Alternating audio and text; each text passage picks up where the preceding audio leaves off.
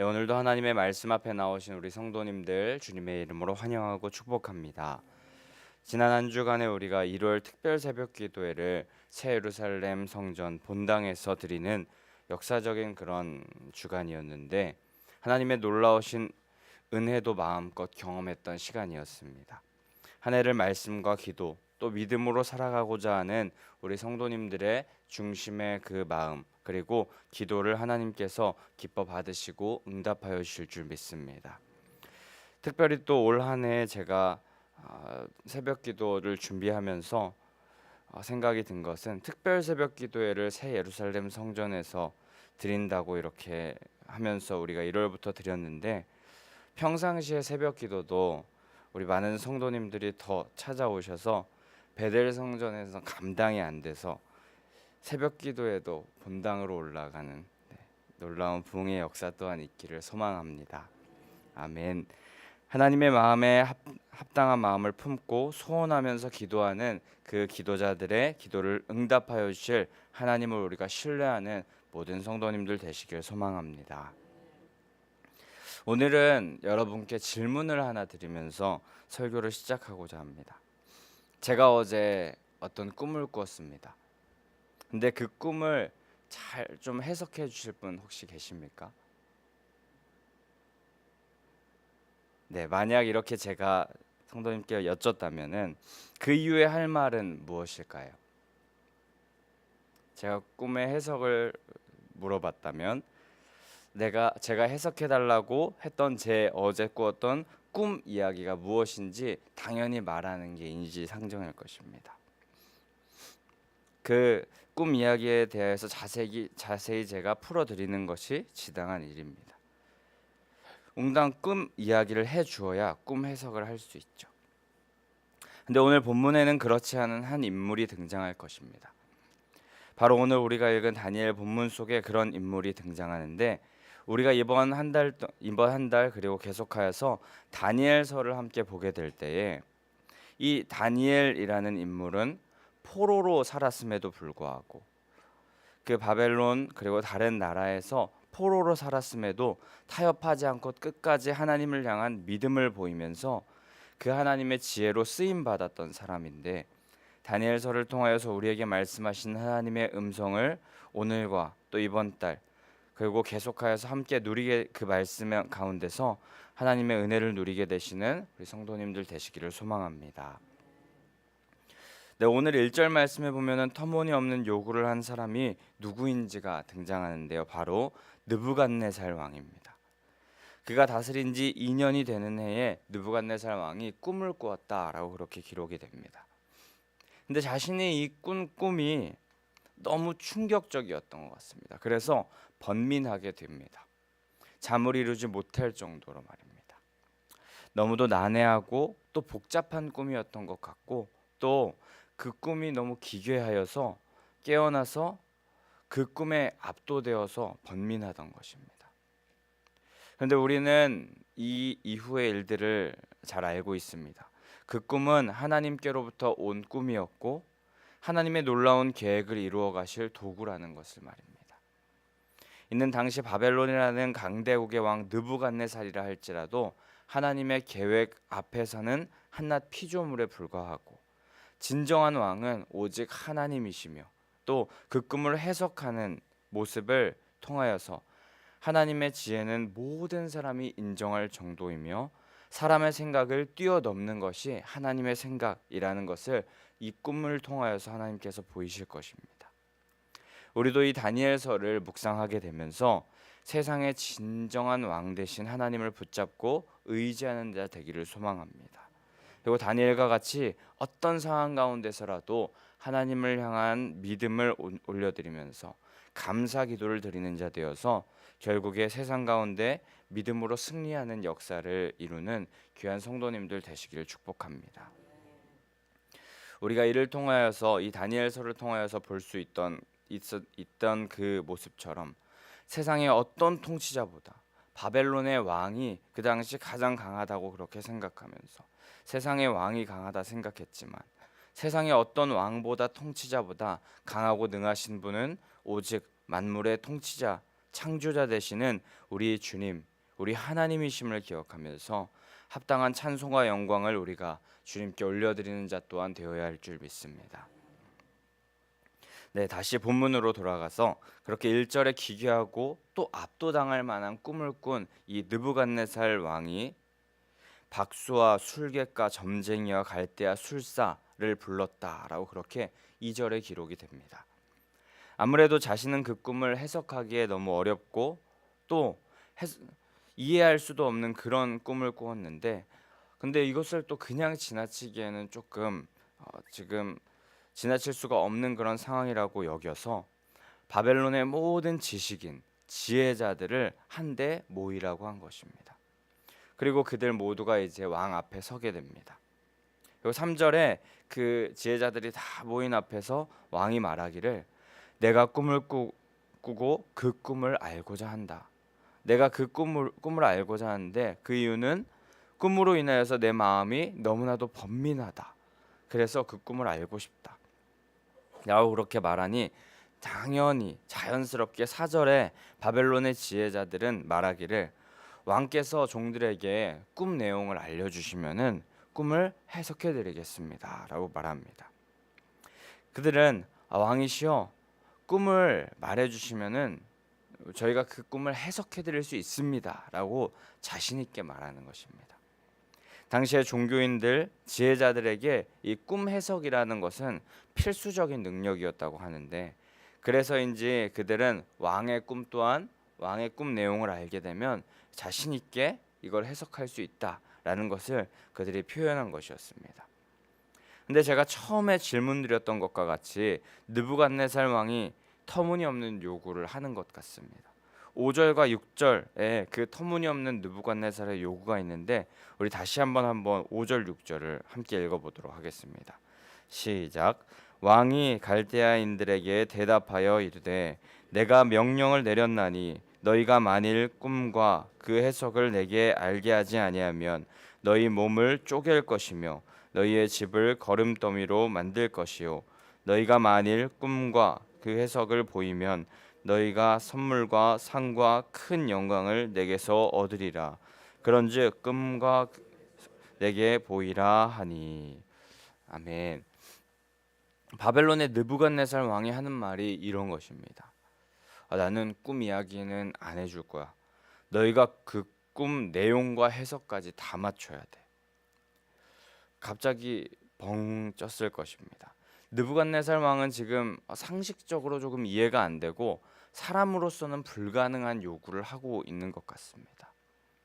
그리고는 왕은 이어서 그렇게 내용과 해석을 하지 않으면 너희 몸을 쪼개버릴 것이라. 그리고 너희 집을 거름더미로 만들겠다라고 하는데, 꿈 내용과 해석을 맞추지 못하면 너희는 집단으로 토막 살인을 당할 것이고 또 너희 집안은 자자손손 완전히 버려지고 진멸당할 것이며 너희 집터는 폐허가 되고 그 집터를 공중 화장실 변소로 만들어 버리겠다라는 이 어마어마하게 잔인하고 포악하고 무자비한 모습을 보이는 것입니다. 하지만 왕이 이어서 말하기를 만약에 꿈 내용과 해석을 다 말해준다면 보물과 값비싼 선물, 탁월하고 고귀한 영예를 안겨주겠다라는 말을 이어서 하게 됩니다. 하지만 이런 요구에 응할 사람은 그 누구도 없었습니다. 왕의 머릿속에 들어가서 그 꿈 내용을 보지 않는 이상 이 꿈의 내용을 맞출 수 있는 사람은 없었습니다.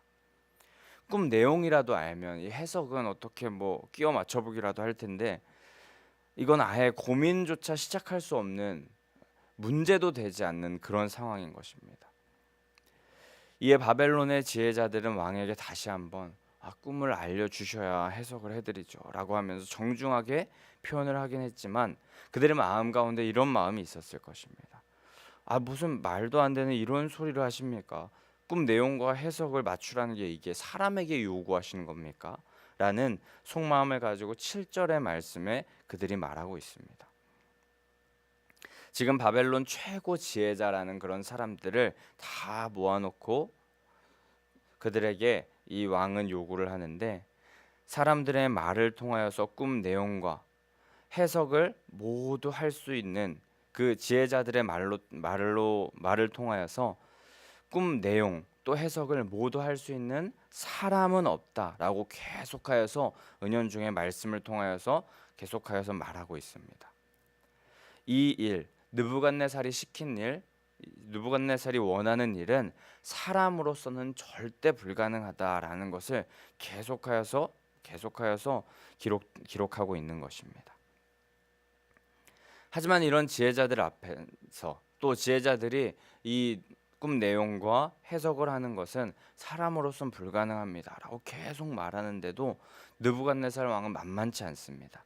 그의 의지는 확고합니다. 8절에 말하기를 지금 너희가 시간을 지연하려고 하는구나 라고 그렇게 말합니다. 시간 끌지 말고 잔머리 굴릴 생각하지 말고 빨리 꿈이나 맞추라 라는 것입니다. 참으로 난감합니다. 이게 그 시간을 끌려고 하는 소리가 절대 아니었을 텐데 지금 말이 통하지 않는 상황, 그리고 무슨 말을 해도 대화가 되지 않는 상황인 것 같습니다.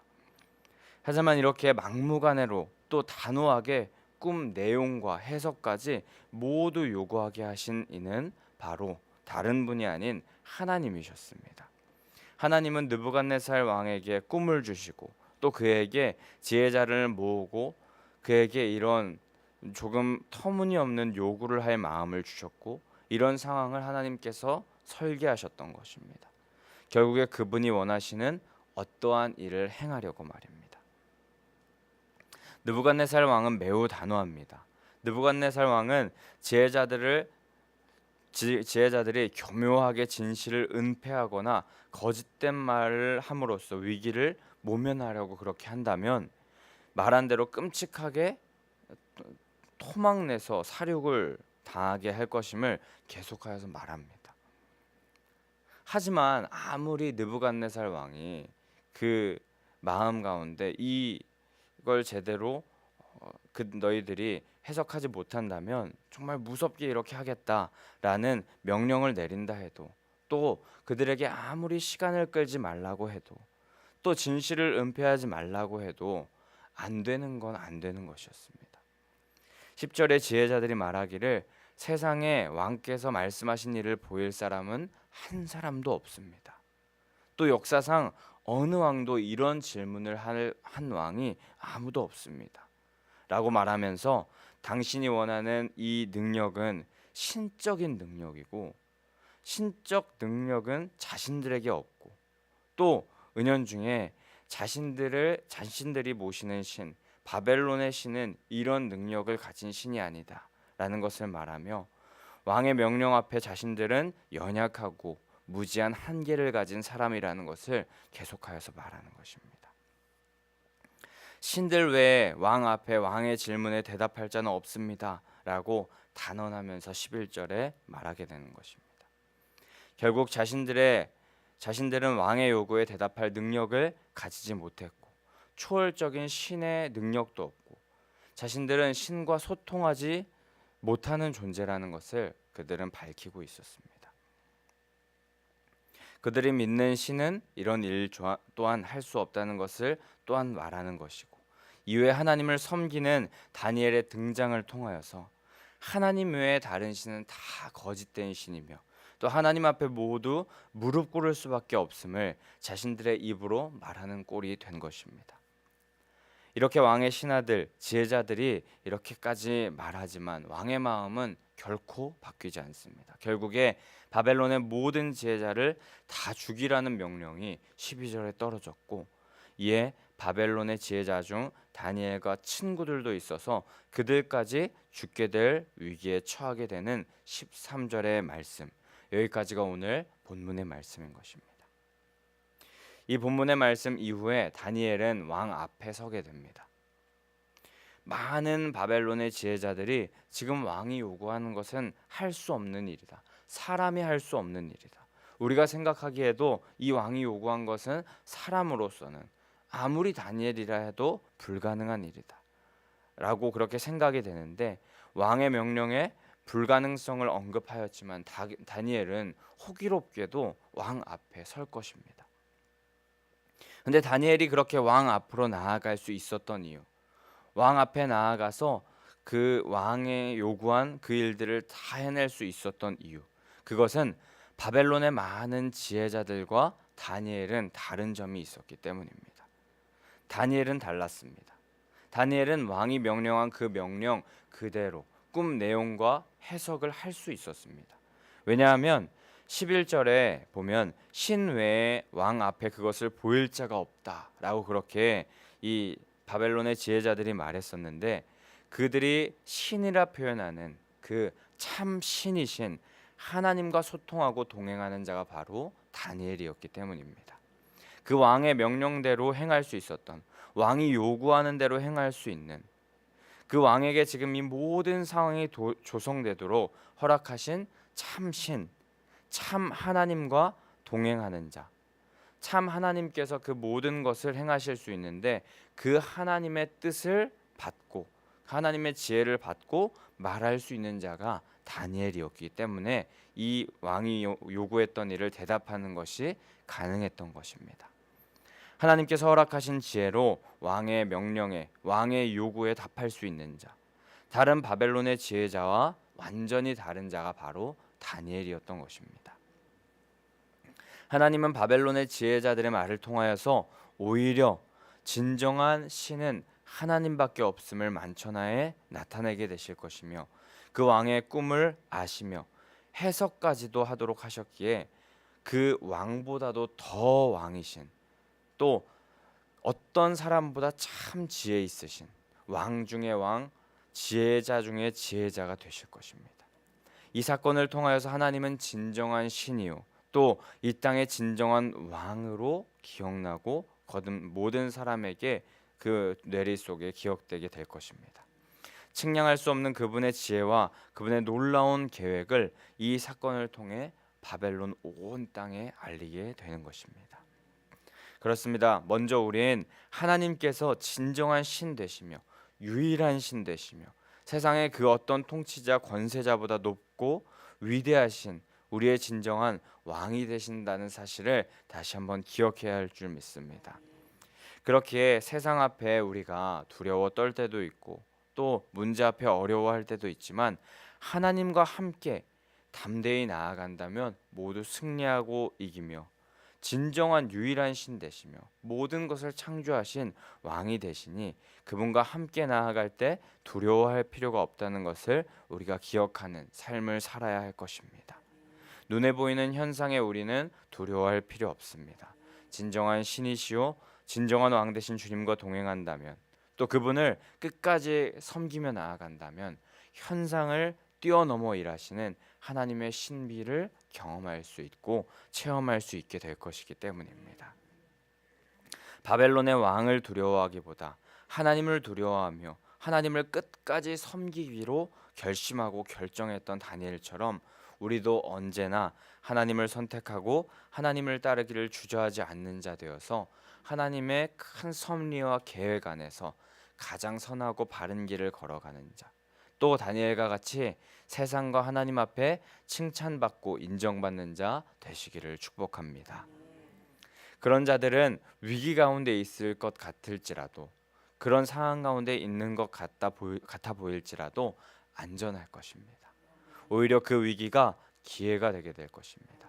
오늘 본문 12절에 보면은 절망스러운 모습으로 12절 13절의 모습이 이제 완전히 절망스러운 모습으로 끝나게 되는 것 같은 그런 모습을 우리가 봅니다. 곧 다니엘과 그 친구들도 바벨론의 지혜자로 분류가 되어서 다 이제 토막나고 죽게 될 그런 죽게 될 운명에 처해져 있는 상황인 것입니다. 지금 완전히 자신들은 죽을 수밖에 없는 상황에 직면하여서 왕의 명령을 받게 될 상황이기 때문에 이후에 다니엘과 세 친구의 모습은 희망도 소망도 없이 이제 좀 바벨론의 지혜자로서 역할을 감당하면서 간직에 조금 올라볼까 그런 생각을 하고 있는 찰나에 벌써 죽게 될 그럴 상황에 처하는, 그럴 희망도 소망도 보이지 않는 그런 상황인 것 같아 보입니다.